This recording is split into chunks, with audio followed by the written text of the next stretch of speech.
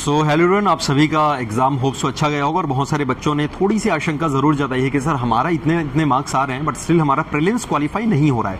मतलब उनका ये मानना है कि वो कट ऑफ मार्क्स के ऊपर हैं बट स्टिल क्वालिफाई नहीं हो रहा है। भाई ऐसा कुछ नहीं है, जितना आपका कट ऑफ है आप अगर उतने में हैं तो डेफिनेटली आपका क्वालिफाई होगा। छोटा सा गणित है, मैं आपको बहुत ही आसान सी भाषा में समझाता हूँ।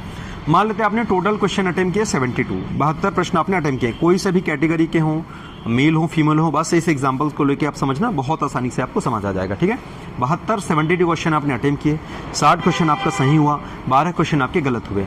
60 क्वेश्चन सही का कितना मार्क्स हो रहा है? 16 × 2 120, 120 हुआ।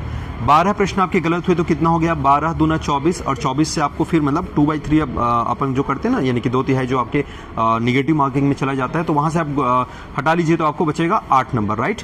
तो 120 में आपने 8 माइनस किया, आपके कुल प्राप्तांक कितने हो गए? 112, 112। अभी छोड़ दो कि कितना कट ऑफ गया क्या गया है, बस आसान सी भाषा में समझना।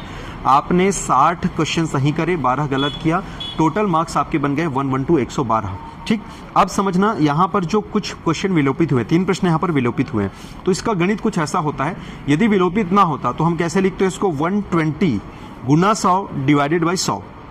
समझना, 120 इंटू 100 डिवाइडेड बाई 100, इसका मतलब हो जाएगा 120 ही आएगा। ठीक, अब चूंकि प्रश्न विलोपित हो गया तो विलोपित वाले केस में क्या किया जाता है? जितने प्रश्न विलोपित होते हैं उनको 100 से माइनस करो और नीचे आप डिवाइड कर दो, अर्थात 120 इंटू 100, फिर नीचे डिवाइडेड कर देंगे 97।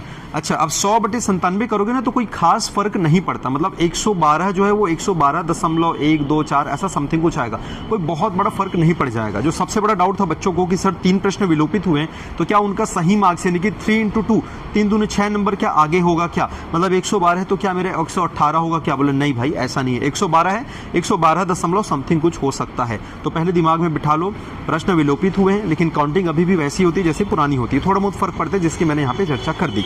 दूसरा सबसे बड़ा सवाल ये आ रहा था, वो जो फीमेल कैटेगरी के जो कट ऑफ जा रहे थे कि सर अनरिजर्व में अगर ओपन में इतना गया है, फीमेल का सर हाई गया है, ऐसे कैसे, जबकि फीमेल के लिए सीटें क्या होती हैं? रिजर्व होती हैं। इसका भी गणित बहुत आसान है, ध्यान से समझना। 100 टोटल मान लेते पोस्ट है, 100 में मान लेते 33 महिलाओं को देना है, 33 यानी महिलाओं को सीटें मिलनी चाहिए, ये सरकारें कहती है, मतलब रिजर्वेशन का आधार होता है। अब ध्यान से समझना, इसका रिजर्वेशन का यहाँ का गणित थोड़ा अलग लगता है। 100 में अगर 100 के पहले ही कुल 33 महिलाएं हो गई, मतलब कुल 100 व्यक्ति मुझे चयनित करने जिसमें से 33 महिला होनी ही चाहिए। 100वें नंबर तक आते आते 33 महिलाएं आ गई, मान लेते हैं 98 नंबर पर, 98 पे कोई महिला आती है और उसका नंबर है 33वां, क्योंकि 33 मुझे लेने हैं। ऐसी स्थिति में 98 पे उसका कट ऑफ समाप्त हो जाएगा, यानी कि 98 रैंक जिन्होंने लाया है उसका जितना मार्क्स है वही उसके लिए कट ऑफ है, इस बात का याद रखना।